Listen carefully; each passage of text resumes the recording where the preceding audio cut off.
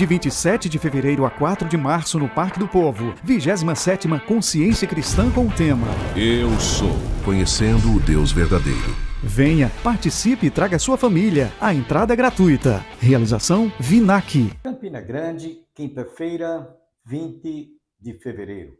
Hoje comemora-se o Dia do Turista. E nós que fazemos o programa Opção para a Vida, damos as boas-vindas a todos os turistas que estão visitando o nosso país, o Norte e Nordeste, as praias, belíssimas praias que podem ser desfrutadas por todos quantos querem conhecer o nosso país. Sejam bem-vindos, senhores turistas.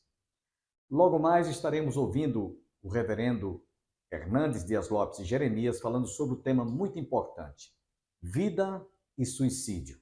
Nós sabemos que o índice de pessoas que estão dando cabo às suas vidas é alarmante. Só quem tem o direito de tirar a vida é Deus. Você também ainda ouvirá neste programa, este que vos fala, trazendo mais uma reflexão da palavra de Deus, e ao término deste programa, o cantor Sérgio Lopes louvando a Deus. Antes, eu quero lembrar a todos que está se aproximando o mega encontro, a edição do Encontro da Consciência Cristã, que terá início no próximo dia 27 de fevereiro, estendendo-se até o dia 4 de março. Você não pode perder. Você que mora em outras regiões e está ao nosso alcance, você precisa de conhecer o encontro, o maior encontro do Norte e Nordeste, e se não, por que não dizer do país? Portanto, de 27 deste mês a 4 de março. Você não pode perder. Quero deixá-los agora com o reverendo Hernandes Dias Lopes e Jeremias falando sobre o tema vida e suicídio. Nos aguarde.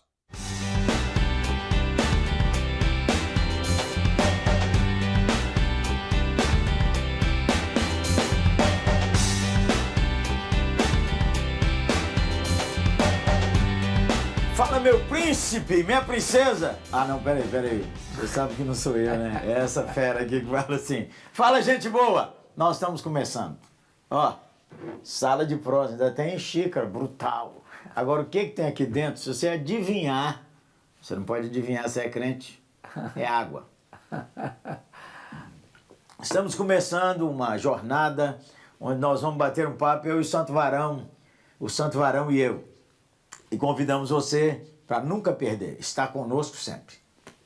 Bom ver, Varão. É uma honra para mim estar aqui, Gerê. E hoje, para começar, tratando de um tema pesado, mas importante. Absolutamente importante. Pois é, gente. Nós vamos conversar sobre vida e suicídio. Você sabe que o mestre Hernandes, como eu gosto de falar com ele, escreveu um livro extraordinário. Santo Varão, nós temos 3 homens de Deus que pediram para morrer. Exato. Moisés falou, Deus tira a minha vida. Exato. Elias falou, eu quero morrer. Quer morrer. E Jonas falou, eu quero morrer. Que causas você veria que levam uma pessoa a pensar em morrer e até tirar a sua vida? Jeremias, são muitas causas. E o suicídio hoje ele é um problema tão grave que é considerado um dos maiores problemas sociais do mundo. As estatísticas mascaram muito a questão do suicídio, porque há mais suicídios no mundo do que assassinatos. Para cada suicídio que é divulgado como tal, tem 10 que não são divulgados. Então, esse é um problema grave, mas penso eu que a principal causa, Jeremias, é a depressão. Tem outras causas, como problemas financeiros, problemas passionais, saúde abalada, doença incurável, decepção amorosa, traição, rompimento de noivado, namoro, casamento. Mas a depressão é a causa número 1 que tem levado as pessoas. A mente humana, né? A mente humana é tão complexa. Veja você, Varão, dias desses lá em BH, numa faculdade de medicina, 7 alunos em 2 meses suicidaram. Então não tem nada a ver com a cultura. Não tem a ver. Aliás, as pessoas que mais se matam são as mais cultas. Até porque há pessoas que pensam que se eu souber isso, se eu alcançar aquela posição social, se eu tiver uma vida financeira estável, eu acho que esses dramas da alma vão cessar. Você citou aí sobre depressão, mestre. Crente também sofre isso? Sofre. Aliás, Gerê, esse é um grande problema no meio evangélico, no meio cristão, por duas vertentes perigosas. Uma delas, de T.L. Osborne, que diz que depressão é demônio. Aí o camarada está enfrentando Mas depressão, às vezes é mesmo, né? bota demônio em cima dele. Pode ser, mas Certo. pode não ser. Aham. Outra vertente, lá do Jay Adams, diz não, depressão é pecado. Aí o camarada está enfrentando a depressão, mais uma tonelada nas costas dele de culpa, estou em pecado. Pode ser demônio? Pode. Pode ser pecado? Pode. Mas pode ser que um crente cheio do Espírito Santo enfrente uma depressão. Enfermidade. É uma enfermidade. A Organização Mundial de Saúde considera a depressão como uma doença. E é muito interessante que a doença emocional, você não vê. O cara quebra o braço, todo mundo sabe que ele quebrou o braço. Deu um problema no estômago, vai lá, faz uma Exame. endoscopia, constata. Ô mestre, há uma angústia que sofre todos nós, né? Por exemplo, um irmão, uma irmã na fé. Recentemente nós tivemos uma série de suicídios e que a mídia aproveitou para pôr os pastores na berlinda. Virou tese de psicanalíticos, Vários da pastores psicanálise. tirando sua vida.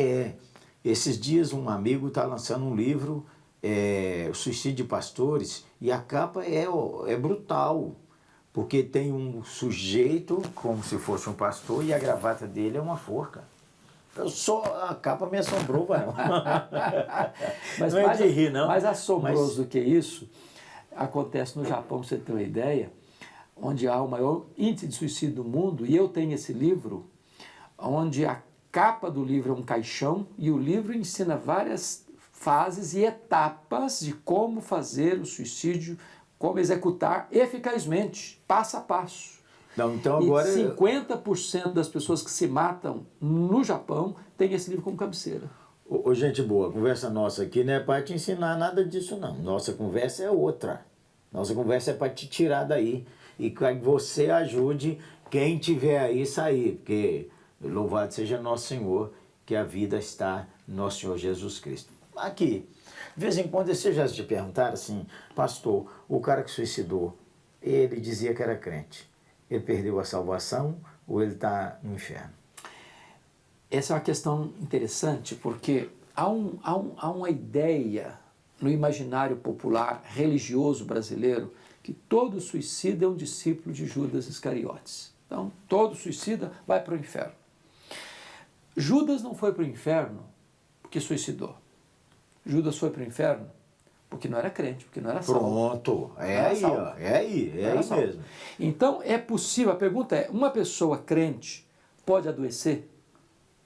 Ela pode ter uma depressão? Pode. Se ela não for devidamente tratada, ela chega a um ponto, pode chegar a um ponto de desequilíbrio tal que ela não é mais 100% consciente dos seus atos. E ela pode atentar contra a própria vida. Agora, a pergunta é, uma pessoa salva perde a salvação? Não. Se foi salvo? Se foi salvo, salvo para sempre. Aleluia, Nem tamo junto. Nem a morte pode separar uma pessoa do amor de amor Deus de que está em Cristo. Cristo Jesus. Amém. Ô, meu santo homem, nós podíamos conversar um pouco assim, como é que ajuda o cara a não chegar nessa linha, entendeu? Quer dizer, verdade, ele parar aqui, ó, ele não chegar ali não, ele parar aqui no meio da mesa. Prevenções. Prevenções. Então, veja bem, a primeira coisa, todos nós precisamos de um amigo. Deixa eu parar aqui. Ô, gente boa, você tem amigo, não? Esse aqui é meu amigo, ó.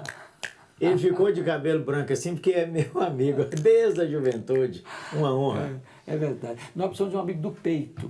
Por que é amigo? Amigo é aquele que confronta você em secreto e defende você em público. É boa, boa. Amigo é aquele que chega na sua casa quando todo mundo já foi embora. Amigo é aquele que se aproxima de você não por aquilo que quer tirar de você, mas que quer dar a você. Ele ama você não pelas suas virtudes apenas, mas apesar dos seus defeitos. Então, todos nós precisamos de alguém, de um ombro, onde você pode abrir o coração e falar, eu estou sentindo isso, a minha alma está doendo, eu estou angustiado, estou pensando até tirar a minha vida, o que é que você fala para mim? Ora comigo. Só o fato de você se abrir com alguém, partilhar a dor com alguém, você já divide a carga, você já recebe ajuda, você já tem vontade de viver e não de morrer mais. Ô, gente boa, você que tem amigos, você não abandone seus amigos. De vez em quando você precisa dar um alô. Quando seus amigos fugirem, às vezes ele vai se fechando. E é claro, há amigos que quando estão assim, eles não dão conta nem de ler a Bíblia. Eles não dão conta de orar, eles não dão conta de sair de casa, eles não dão conta de ir ao culto. Você precisa ir lá, ler a Bíblia para eles, orar com eles, lembrar que Jesus está vivo. E porque Ele está vivo, a esperança continua. Não é, mestre? Com certeza. Há uma coisa, Jeremias, que o Dr. John Piper coloca num dos seus livros, Sorriso Escondido de Deus, que homens de Deus como David Brainerd, como John Bunyan, que escreveu O Peregrino, como William Cowper, foi um grande poeta, tiveram crise de depressão, e William Cowper chegou a tentar suicídio algumas vezes e precisou de alguém monitorá-lo. Então, é muito importante você, que talvez esteja enfrentando uma depressão, talvez decepcionado aí com a situação de crise no casamento, um noivado rompido, um problema financeiro que você não sabe resolver, uma doença que o médico não tem cura, tem esperança. Em Jesus tem esperança. Você precisa buscar Jesus, você precisa se aproximar de alguém que ama a Deus para estender a mão para você. Essa crise passa, a depressão é cíclica, ela passa. O sol volta a brilhar, a esperança brota de novo. Por isso nós vamos orar por você. Senhor Jesus, dono da vida, o Senhor está vendo onde cada um está. Alcança ele. Faz brilhar no coração desse homem, dessa mulher, dessa criança, desse adolescente jovem, a esperança de que perto está o Senhor. Amém. E que ouve todo aquele que nele confia. Abençoa aqueles que perderam pessoas queridas que suicidaram. Amém. Que as consolações do Senhor o alcance. Oramos em nome de Jesus. Amém. Amém. E amém.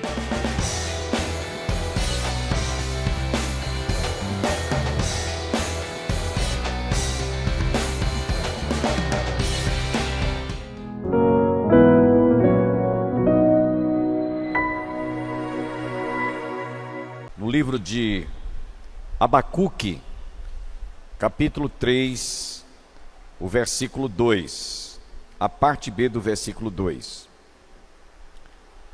Diz assim: aviva a tua obra, ó Senhor, no decorrer dos anos, e no decurso dos anos, faze-a conhecida na tua ira, lembra-te da misericórdia. Amém?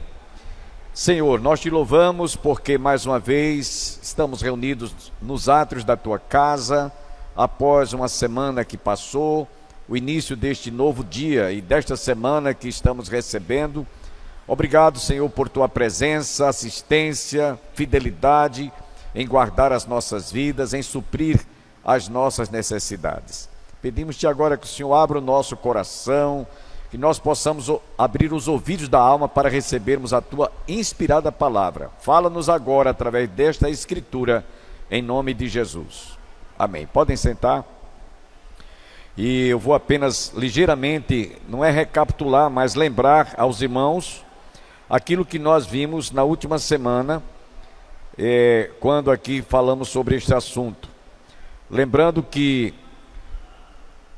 Abacuque foi um profeta levantado por Deus no momento em que a nação de Israel estava em degradação moral, espiritualmente, politicamente, socialmente, sobre todos os aspectos. E Deus levantou o profeta Abacuque para trazer uma palavra de advertência, de exortação para todo o povo. Porque naqueles dias, o maior império do mundo de então, da época, era Babilônia. E então Deus levantou o profeta Abacuque para mostrar que Deus estaria repreendendo o povo, para que o povo se corrigisse, para que o povo se quebrantasse, houvesse arrependimento, contrição, confissão de pecados e arrependimento. Isso aconteceu nos dias do profeta Abacuque, e ele então foi levantado por Deus com essa finalidade. Isso aconteceu no ano 612 a 589 a.C. E nós tentamos comparar naqueles dias com a situação dos nossos dias. Isso foi na última semana passada. Mostramos que assim como naqueles dias Deus levantou a maior potência do mundo de então, no caso Babilônia, que foi considerada a maior potência da época, Deus tem levantado nesses nossos dias isso foi isso que nós falamos, um país como os Estados Unidos da América do Norte, considerado a maior potência do mundo, para nesses dias fazer com que a humanidade e as nações reconheçam o quanto nós estamos distantes de Deus. E a gente tem que ter percepção, discernimento das coisas. Para que vocês tenham uma ideia, hoje, depois que o atual presidente dos Estados Unidos, Donald Trump, assumiu, muita coisa mudou no cenário mundial. Hoje, a cosmovisão, geopoliticamente falando, está completamente mudando os conceitos. Depois que ele assumiu, ele começou citando Gênesis capítulo 2, versículo 7, né? Sobre a questão das ideologias de gênero. Então ele já começou ali mostrando que está tudo errado. Inclusive eu estava ouvindo um comentarista falando sobre a transliteração, a tradução do nome Donald Trump. O nome Donald significa Daniel. E Daniel, todo nome bíblico, tem um sentido de transliteração. E Daniel significa: o Senhor é o meu juiz. E Trump significa trombeta.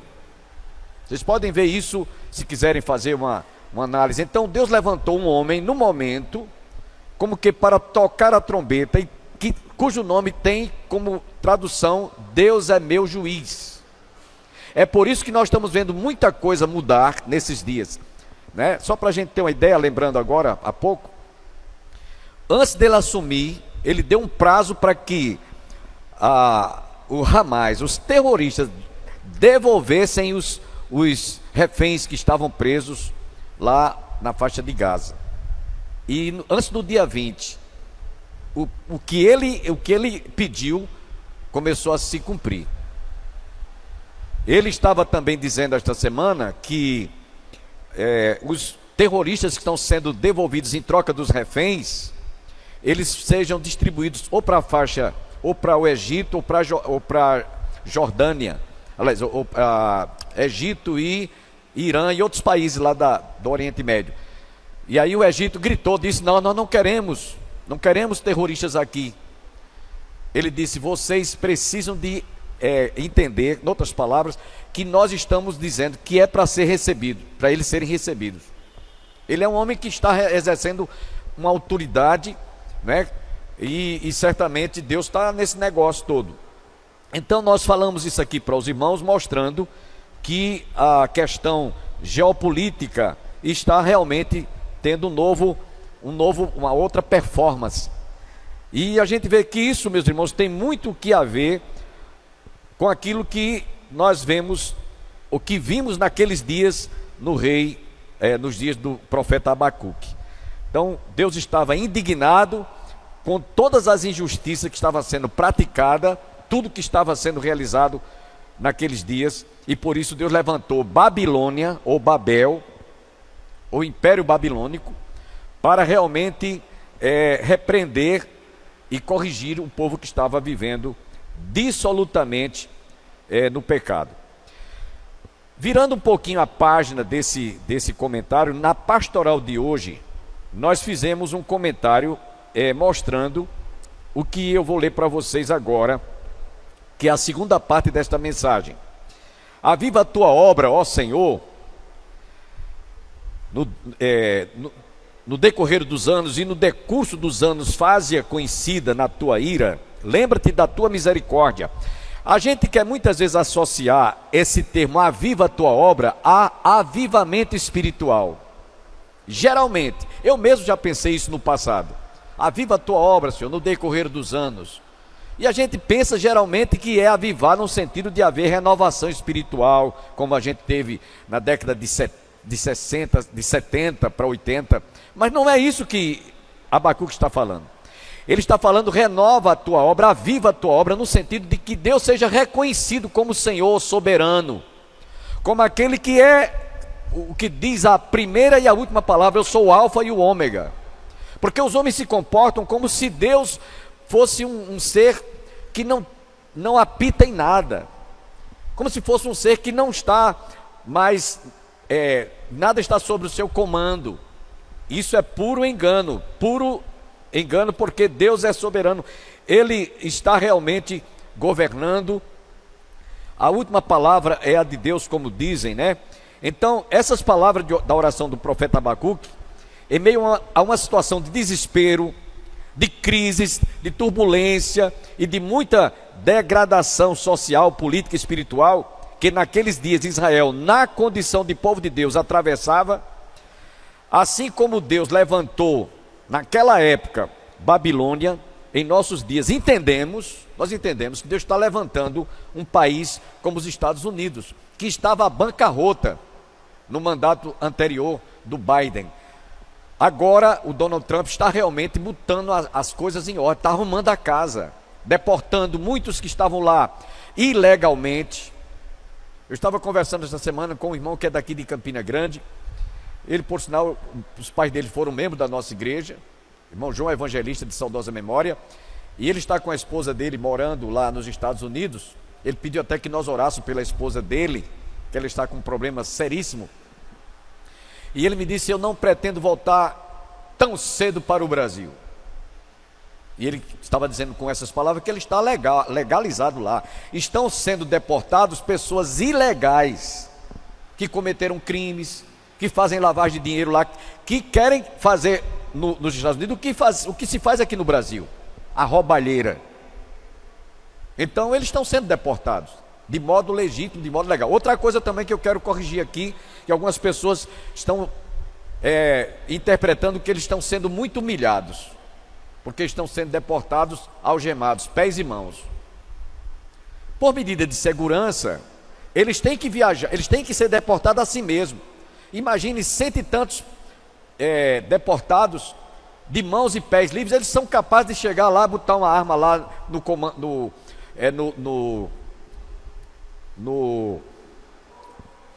de bordo, dizer: a gente quer desviar esse avião agora, a gente quer que vá para Cuba, a gente quer que vá para tal país aí, né? Desvia. Então por isso que eles têm que viajar realmente algemados. Inclusive, eu disse aqui para vocês domingo próximo passado que a gente estava fazendo a nossa primeira excursão na Grécia, para a Terra de Santa, e teve um momento lá que nós vimos muitos homens, né, só homens, passando para embarcar no voo que a gente ia embarcar, tudo algemado. E eu perguntei a alguém lá: por que esse povo está viajando? São bandidos, ladrões, assassinos? São pessoas que estão sendo deportadas do país, que estavam de forma ilegal, sem nenhum documento legal e direito de estar ali. Então não é somente os brasileiros que estão voltando, sendo deportados algemados, não. Todo deportado volta para o seu país de origem algemado, para que ele não crie um tumulto, eles não fujam. Então tem que ser assim mesmo, do jeito que estão sendo enviados. E alguém disse que aquilo era uma humilhação, mas quem já foi para um país sabendo que era ilegal, que era ilegítimo, que não era certo ele estar vivendo sem estar documentalmente falando, tem que voltar assim mesmo. E não é só agora não, inclusive no governo anterior, muitos brasileiros foram deportados, mas como é o atual presidente dos Estados Unidos, estão tentando explorar isso aí para levar uma interpretação que não seja recomendável. Então, voltando aqui, irmãos, no passado, na pastoral de hoje, no passado, Babilônia era considerada a maior potência do mundo. E Deus levantou Babilônia para realmente o império babilônico mudasse todo, revertesse todo aquele quadro. Inclusive levou até Israel a ser penalizada e levada a juízo. Então, Nabucodonosor, fundador do Império Babilônico, na época, era um homem ímpio, e foi levantado por Deus, e Isaías, inclusive, nos diz que ele foi tratado como se fosse servo do Senhor ou pastor. Isaías capítulo 44, versículo, preste bem atenção, isso que eu estou citando aqui, que Deus usa mesmo o ímpio na sua condição para que ele se submeta a executar e a fazer a vontade a vontade do soberano Deus. Isaías capítulo 44, versículo 28. Referindo-se inclusive a um outro ditador, um outro mandatário. No caso foi Ciro. Eu digo de Ciro: ele é meu pastor e cumprirá tudo que me apraz. Que digo também de Jerusalém: será edificada e do templo será fundada. Não só Nabucodonosor, mas inclusive também Ciro, o imperador babilônico, medo-persa, foi levantado por Deus também num momento para que a vontade de Deus fosse realizada. Então, no Império Babilônico, tanto Nabucodonosor como também Ciro, o mais poderoso de todos eles, considerado poderoso, foi Nabucodonosor, que se exaltou e inclusive se comportou como se fosse um déspota. Sabe o que aconteceu com ele? Deus humilhou ao ponto dele ir comer capim ou pasto como um jumento, como um animal. É isso que nos diz lá no livro de Daniel, no capítulo 4, versículo 33 e 34. Eu queria ler esses dois versículos para que vocês entendam que quem está no comando de toda a história não são imperadores, não é uma potência mundial, mas é o próprio Deus. Ele se utiliza, ele se instrumentaliza desses homens para que a vontade de Deus prevaleça. Daniel capítulo 4, versículo 33 e 34. Vale a pena você ouvir isso que eu vou ler para você. 33 e 34. Mas ao fim daqueles dias, eu, Nabucodonosor, levantei os olhos ao céu, tornou-me a vir o entendimento, e eu bendisse o Altíssimo, e louvei e glorifiquei ao que vive para sempre, cujo domínio é sempre eterno, e cujo reino é de geração em geração. Todos os moradores da terra são por ele reputados em nada, e segundo a sua vontade ele opera com o exército do céu e os moradores da terra. Não há quem lhe possa deter a mão, nem lhe dizer: que fazes? Foi uma conclusão que Nabucodonosor chegou depois de ter assumido o posto mais elevado como imperador babilônico. Ciro foi a mesma coisa. O Senhor deu ordem para que este levasse o povo de Israel a reconstruir o templo. E ele era um homem ímpio, não era um homem temente a Deus. E foi chamado como pastor, porque Deus está no comando de tudo. Ninguém se engane. A situação do país, no momento, está debaixo de ordem, debaixo do controle de Deus. Se nós estamos passando pelo que estamos passando e vamos passar por alguma dificuldade, Deus está permitindo para que o povo se arrependa, para que o povo se quebrante, para que o povo se humilhe diante de Deus, para que o povo se converta e se volte para Deus. Então Deus permite, como permitiu naqueles dias. É pena que nosso tempo está acabando, mas eu quero convidá-lo para que amanhã você esteja conosco para ouvir a continuidade desta palavra. Nós vamos encerrar o nosso programa ouvindo o cantor Sérgio Lopes. Deleite-se com esta música, tenham todos um dia abençoado, que Deus derrame luz sobre a sua vida, sobre as decisões que você venha tomar, sobre a sua família, e que todos recebam as bênçãos do Pai, do Filho e do Espírito Santo. E até amanhã.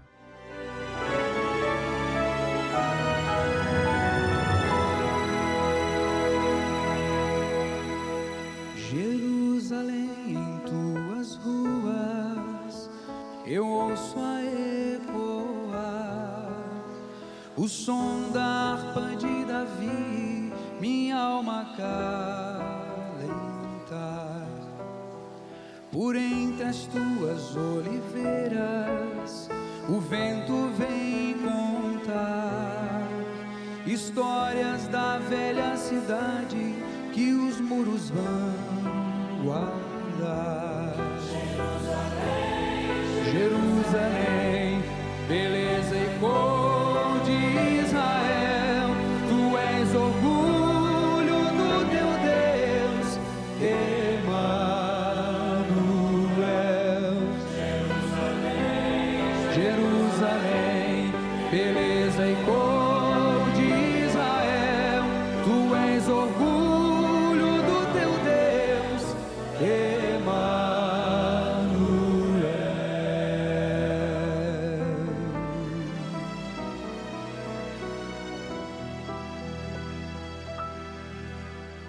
Ainda ouço em tuas ruas o som da multidão,